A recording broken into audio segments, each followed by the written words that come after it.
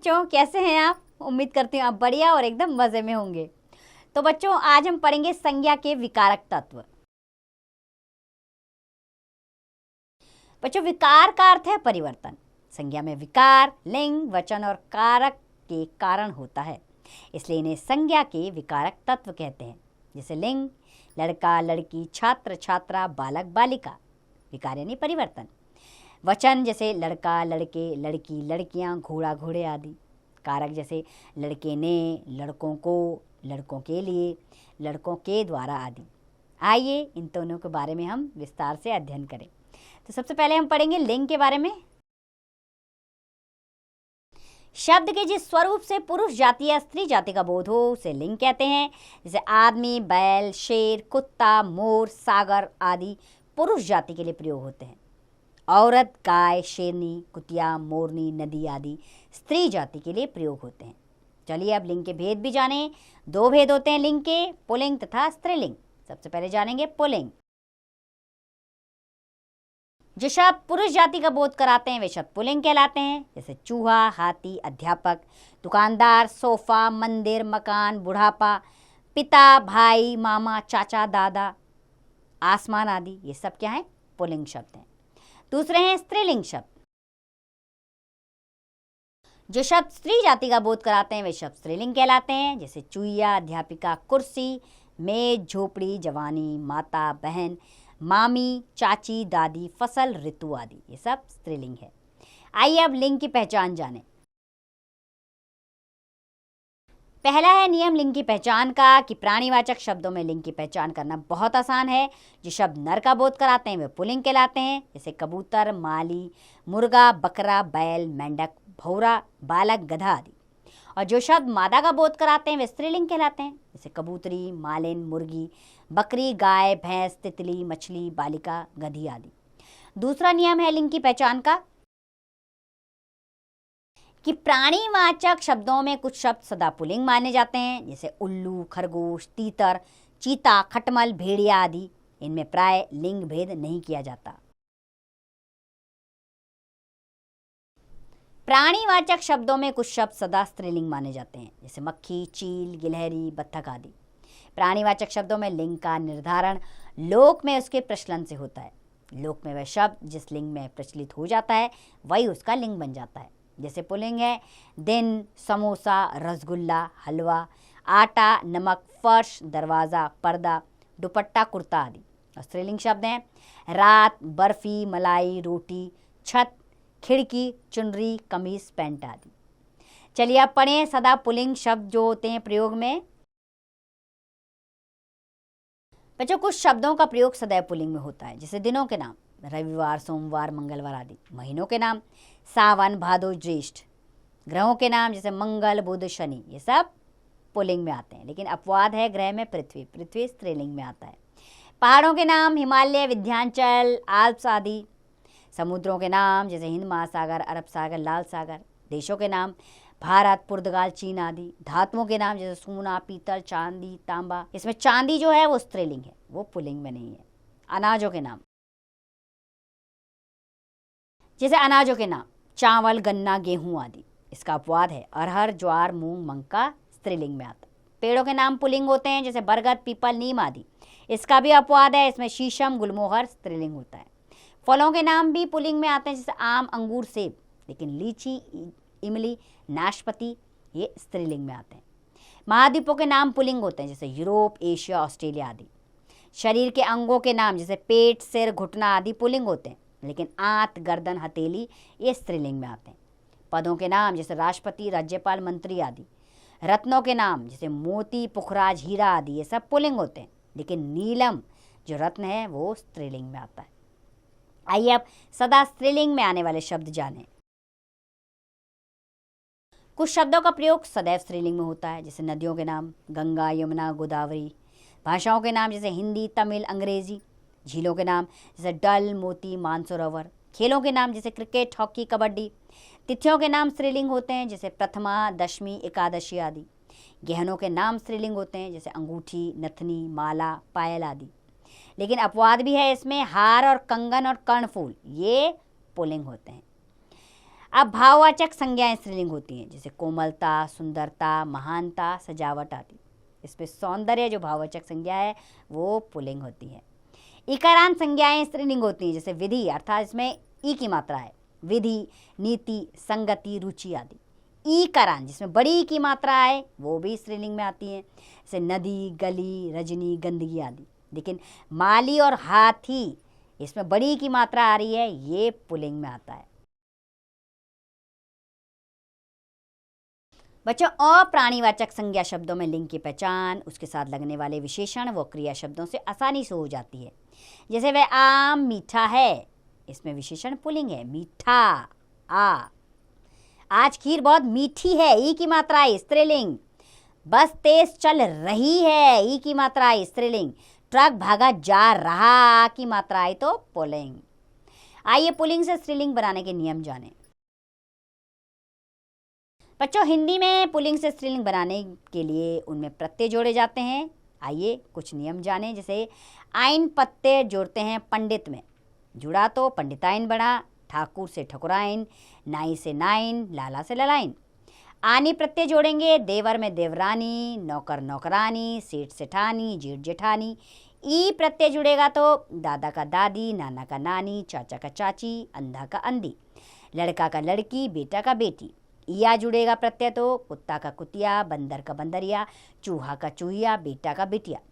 इन प्रत्यय जुड़ा तो माली मालिन, धोबी धोबिन, तेली तेलिन, पापी पापिन, हत्यारा हत्यारिन, नाती नातिन। नी प्रत्यय जुड़ा तो शेर से शेरनी, सिंह सिंहनी, मोर मोरनी, चोर चोरनी। आइए कुछ पुल्लिंग शब्दों के स्त्रीलिंग भिन्न होते हैं, उन्हें भी जान लें। जिसे बाप पुल्लिंग है, इसका स्त्रीलिंग माँ होता है। ससुर का सास, भाई का बहन, कवि का कवित्री, पुरुष का स्त्री, मर्द का औरत, राजा का रानी, वर का वधू, पिता का माता, नर का मादा, सम्राट का सम्राज्ञी और बादशाह का बेगम स्त्रीलिंग होता है। ये तो हमने जाना लिंग, और हम बढ़ रहे हैं अब वचन की ओर, अर्थात पढ़ेंगे वचन क्या है।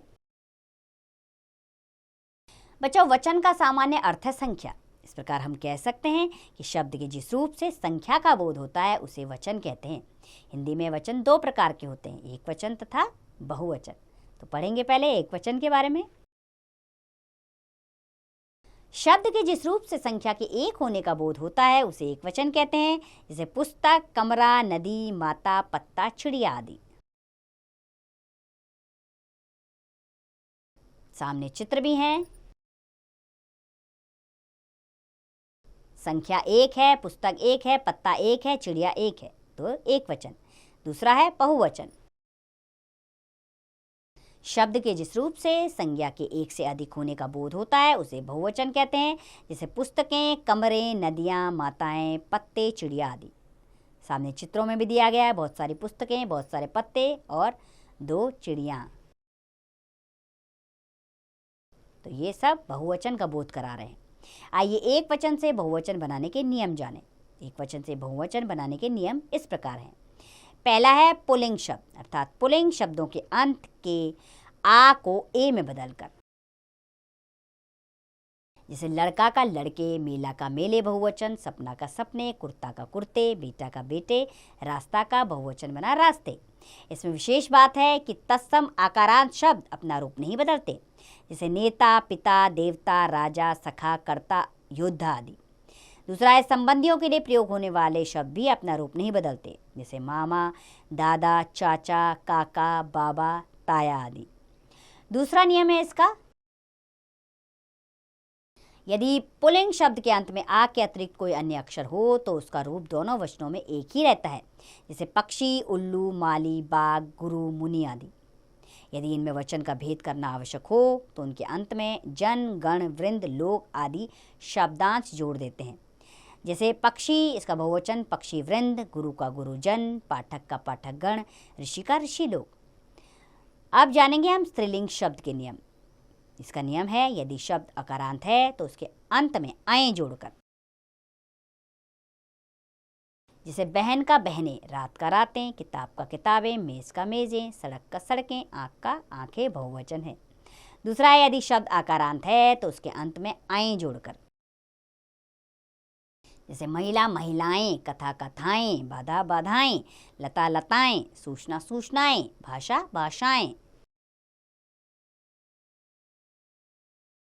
तीसरा है यदि शब्द इकारांत है तो उसके अंत में या जोड़कर,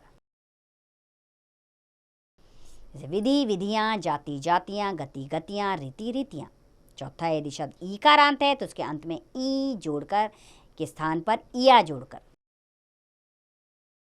जैसे नाली नालियां, सखी सखियां, पत्ती पत्तियां, कहानी कहानियां, तितली तितलियां, बधाई बधाइयां। और पांचवा यदि शब्द उकारांत है तो उसके अंत में आई जोड़कर, जैसे वस्तु वस्तुएं, ऋतु ऋतुएं, धातु धातुएं, धेनु धेनुएं। छठा है यदि शब्द ऊकारांत है तो उसके अंत में ऊ के स्थान पर उएं जोड़कर, जैसे जू जुएं, बहु बहुएं, लू लुएं, वधु वधुएं।